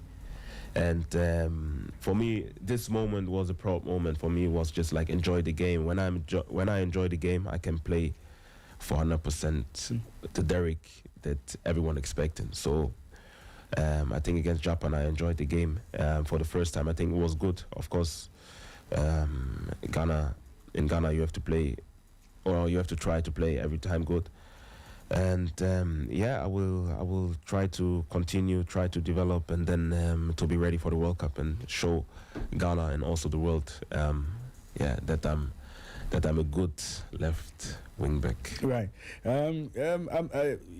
Your team manager, Aminu Shado, he extends his regards to you. He just sent a message to you. He says hello. Yeah, man. Right. Greetings. Yes. Now let's again talk about the Black Stars. Yeah. Okay. And I mean, of course, you are a member of the Black Stars. So looking forward, I'm sure you've been watching the AFCON as well. There's no Ghana in there. Looking in future, do you see yourself after the World Cup, staying with this team, playing qualifiers, and possibly even playing for Ghana at the AFCON? Yeah, of course. It doesn't matter what happened in the World Cup. Of course, we believe to play a very good World Cup, but after that, you have AFCON, and if it's AFCON or if it's friendly game, I'm always there for Black Stars. You know, if they call me, I'm ready. So unfortunately, we don't play this AFCON, but you know, football is sometimes like that. So we hope that we are in the next AFCON, and then we can show Africa as well what Ghana is doing there. You've not had the chance to play any African opponent yet, but when you look at the African game compared to what you are used to, what are some of the differences? What are some of the challenges you encounter in there, or you see in there? I think first of all, like the temperature, of course, is different. I'm used to German, European weather, you know. So even when I came here, it's a different temperature. You have to fit in first. To know also, okay, you have to don't do everything in 10 minutes and then you can't run anymore. So you have to prepare everything because it's a different level and a different temperature, like I said. But also the African football, when I watch from outside, it was intense. You know, it was intense. A lot of dribblings. You have a lot of players who go 1-against-1 and they are really strong. And I think this is the strength of African football. In European, you have, I think, more from A to B and then from B to C. Yeah. Here you have like 1-2 players who can change the game. So I think this one is different things to European. But you know, football at the end is the same sport. But like I said, you have 1-2 players who can change the game quick. Let's talk about your club career. Union Berlin seems to be doing very well in the Bundesliga. I think you're currently 8th on the league log. What's the future like with Union Berlin? Union Berlin is my favorite club. I think I moved now to a lot of clubs, but Union is really in my heart. I'm so grateful to play there. So I have contract till 29, and I'm so happy that I have also a long contract. I hope we play this season really good, that we maybe I don't want to make pressure on us, but that we maybe play international. This is my dream for Union, and like I said, I like Union really, and I wish the club the best and also my team the best, of course. Right. I'm still chatting with Derek Atakon, the latest Black Stars player. Well, I say latest because he only made his debut for the team in November when the team played in the Asian Tour. There's still a lot to talk about. I'll get back to Derek in a bit, but let me pick the thoughts of Mike. Mike, we go to the World Cup next year, and hopefully, all things being equal, Derek should be part of that team. What do you make of the chances of the Black Stars as we embark on that journey? It's difficult to be honest. It's not easy because England, of course, they have the big names, but you don't play with big names. But you have to respect England. Croatia also a very tough team. They're always doing good, and Panama as well. I think they are 30th on the world ranking. So it's really tough. But if I look on paper, like the players we got, I think we can match any team in the World Cup, like for real. But it comes with preparation. How we prepare for those games, and the discipline also. If we can bring this together, I think we have a chance. And for Ghana, it's always if Ghana is a tournament, we have to go through. There's no other way around. So we have to go through by any means necessary. So I think we will go through, but it won't be easy. Right. Now, I asked Derek about his playing style, and, he's drawn comparisons from, lots of people have compared him to, Alphonso Davies, the likes of Evra, Marcelo. You have watched him. I asked him. He gave me a sense about I want to hear from you. You have watched him. Yeah. So, who would you describe him? which defender would you compare him with? It's funny because when Derek was at Bayern, they always compared him to Alaba. Okay. Because he has also a good left foot. He can do good crosses, corners, free kicks, and also has a bit part of quality. Like he's also speedy, athleticism is there. He's fast. So I would say a mixture of David Alaba and maybe Davis, like a mixture of both. Yeah. Right. Very solid defender then. Yeah. So Ghana has a very good asset in our hands, right? I think so. Like as Derek said, we don't like to talk big. It's on the pitch. He has to earn his place. He has to show Ghanaians what he can do on the pitch. But I'm very confident that he will do it. Yeah. Right. And you just had Mike Kon, is the brother of Derek Atakon. He is here in studio with us, and he's the main man for Derek. So he has to tell you a bit about his brother. But Derek, we are looking forward to the World Cup, and we are looking forward to great things happening for us. I'm sure you have some words for Ghanaians before we take the show home. Of course. First of all, I'm very happy to be here. Thank you that I can give you some words of me, and like I said, I hope we play a very good World Cup. I'm very proud to play now for Ghana. I hope everyone is supporting us. We need you all. We need the whole Ghana. I mean the whole Ghana. And if you guys are there, I promise we play a very good World Cup. So thank you, Ghana, and hope to see you soon. Well, I'm sure the question I'm going to ask you, I'm sure Yamga would want to keep that for his social media. But who's the best attacker you've played against? Oh, this is a very good question. I mean, like I played for Bayern, so we made also like a friendly game in training. I played for the second team of Bayern, but sometimes I trained with the first team, So we had very good ballers there. So for me, the best one I ever have seen is Thiago Alcantara. Yeah, he's a really, really, really good baller. So, but I have seen many players, but personally, I like Thiago a lot. Yeah. Which defender, did you look up to growing up? It's a good question. Well, I am going to put a lot of that together when he's doing his social media bit, but I just want to catch you a bit on that. Sorry, the question again. Yeah, the defender you looked up to. Growing up. Of course, like when I was playing for Bayern in the youth, David Alaba was Sporty FM. One player.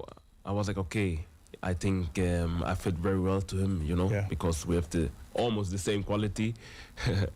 So I think, David Alaba, Best coach you've worked with? I have a lot of coaches. Yeah, I have a lot of coaches. I love you all. I don't want to make. I don't want to do fire, but I think who prepared me for the professional football was Tim Walter, because he's a German coach. I played in the youth of Hamburg, and he brought me from Hamburg to Bayern. So I think he was the first coach who believed in me. So I think Tim Walter he's a German coach. So I'm very proud that and I appreciate everything of him that he make my dream come true. How tough are you mentally when you play a bad game and the fans are coming at you and all? How are you able to deal with all that? Are you one of those players who would get upset and possibly say, okay, I won't play a game or something? How tough are you mentally? I think I'm tough. I think I'm tough. Of course, every player have his own level, and I think every player was or want that he win every game or play very good and score and make assists and everything. Of course, if you football, like I said, is a daily business. If you don't play good, of course you're a bit sad. But I think now I can deal with it very good. I played also for Galatasaray. If you don't play good there, you can't go out. Yeah, that's right. Yeah. So I think mentally I'm very strong. So now I'm 26 years old. I have a lot of experience. I've seen many teams, many fans, many situations.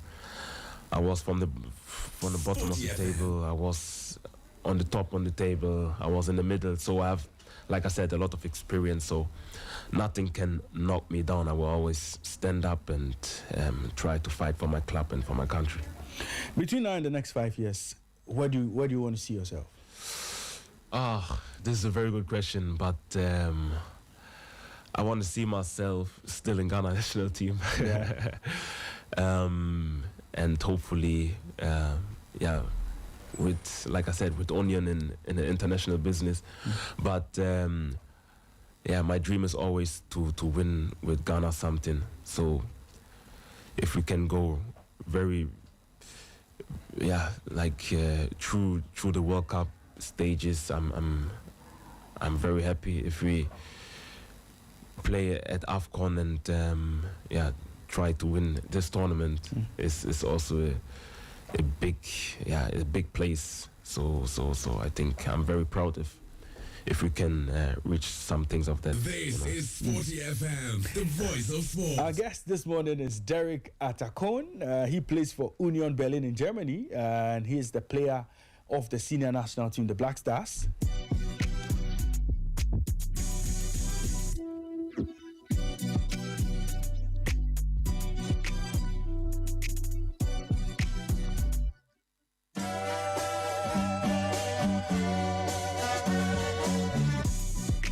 This is still Sporty Breakfast live on Sporty 106.1 FM in Accra, 102.5 in Takoradi, and 91.3 in Kumasi. And as always, we give you nothing but the best here on Sporty FM. And in studio with us is Derek Atacon and his brother Mike Kon.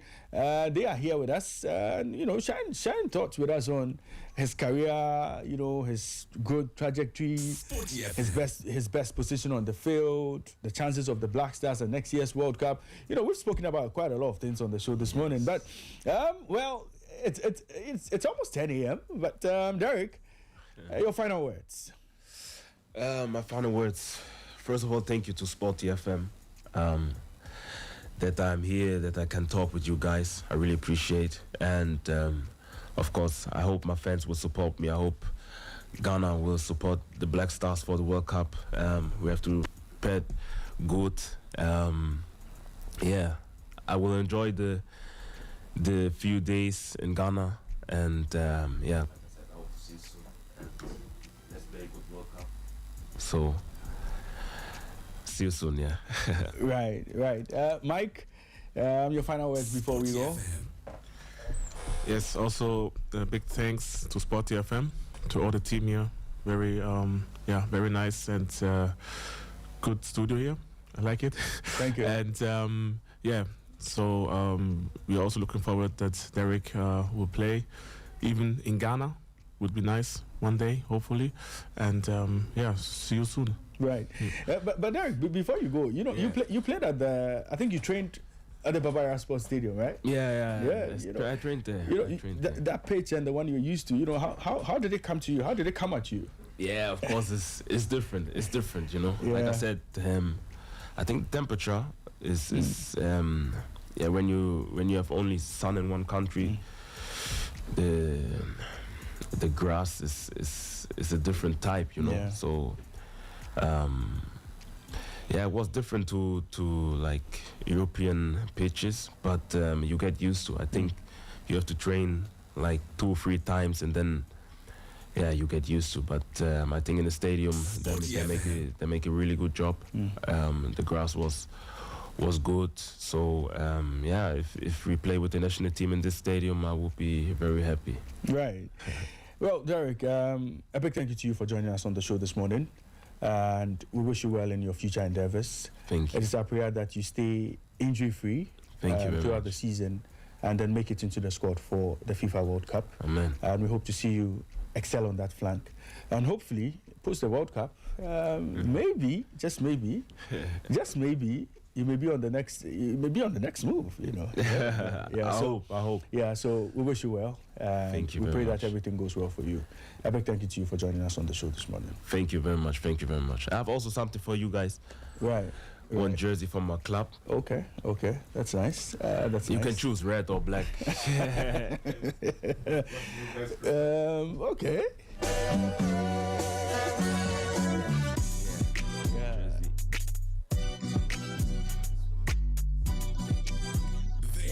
I like black. Everyone likes it.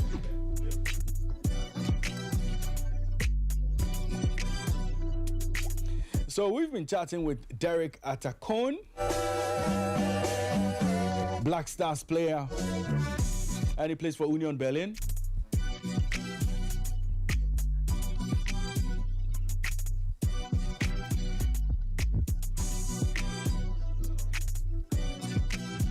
And this is the Boxing Day edition of Sporty Breakfast.